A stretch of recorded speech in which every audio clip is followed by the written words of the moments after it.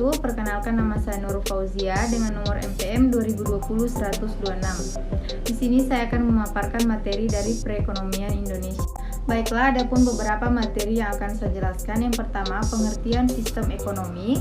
Yang kedua, macam-macam sistem ekonomi. Yang ketiga, tahap-tahap pertumbuhan ekonomi. Yang keempat, perubahan struktur ekonomi. Dan yang kelima, strategi pembangunan ekonomi daerah. Baiklah, materi pertama yang akan saya jelaskan adalah pengertian sistem ekonomi.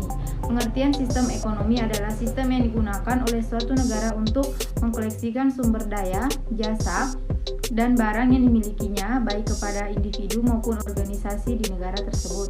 Sedangkan menurut laman Gramedia, sistem ekonomi adalah seluruh tata cara yang digunakan dalam mengkoordinasikan perilaku masyarakat, mencakup produsen, konsumen, pemerintah, bank, dan lainnya dalam menjalankan kegiatan ekonomi. Materi berikutnya, macam-macam sistem ekonomi. Yang pertama, sistem ekonomi tradisional, di mana sistem ekonomi tradisional menjadi sistem paling konvensional sekaligus terkuno di dunia. Praktikannya, produk yang dihasilkan dan dijajankan di pasar merupakan produk hasil langsung dari keyakinan, tradisi, adat istiadat, agama, dan lainnya. Berikutnya, sistem ekonomi komando. Sistem ekonomi komando adalah sistem ekonomi yang sebagiannya bisa dikendalikan langsung oleh kekuatan pusat atau pemerintah. Berikutnya, sistem pasar di bawah kebijakan sistem ekonomi. Pasar pemerintah tidak memiliki hak untuk melakukan intervensi dalam pengendalian sumber daya vital, barang berharga ataupun segmen utama di sektor-sektor perekonomian.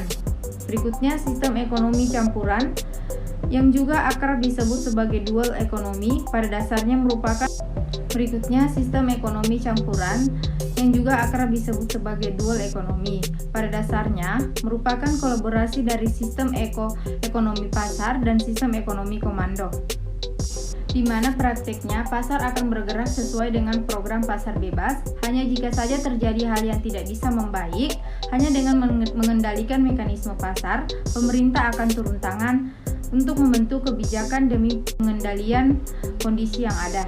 Baiklah, materi selanjutnya adalah tahap-tahap pertumbuhan ekonomi.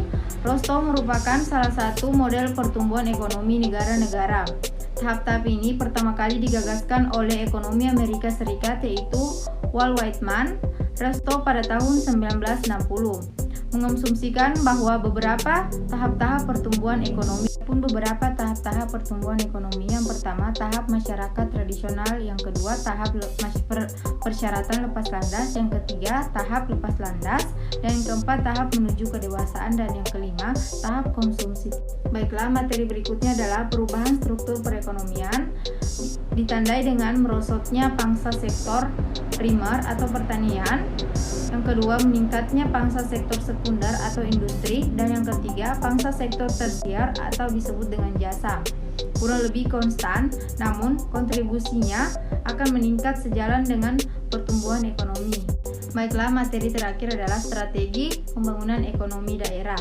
Yang pertama, meningkatkan kualitas pendidikan, karena pendidikan selalu diutamakan dalam setiap pembahasan strategi dan kebijakan untuk menjadikan pembangunan ekonomi. Meningkatkan tabungan dan investasi.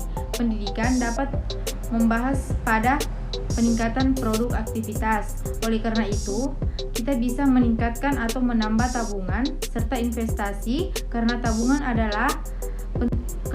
sangat penting dalam pembangunan. Setelah itu adalah beberapa pembahasan dari materi perekonomian Indonesia yang saya sampaikan. Semoga bermanfaat untuk teman-teman. Saya akhiri dengan kata wabillahi taufiq wal hidayah. Wassalamualaikum warahmatullahi wabarakatuh.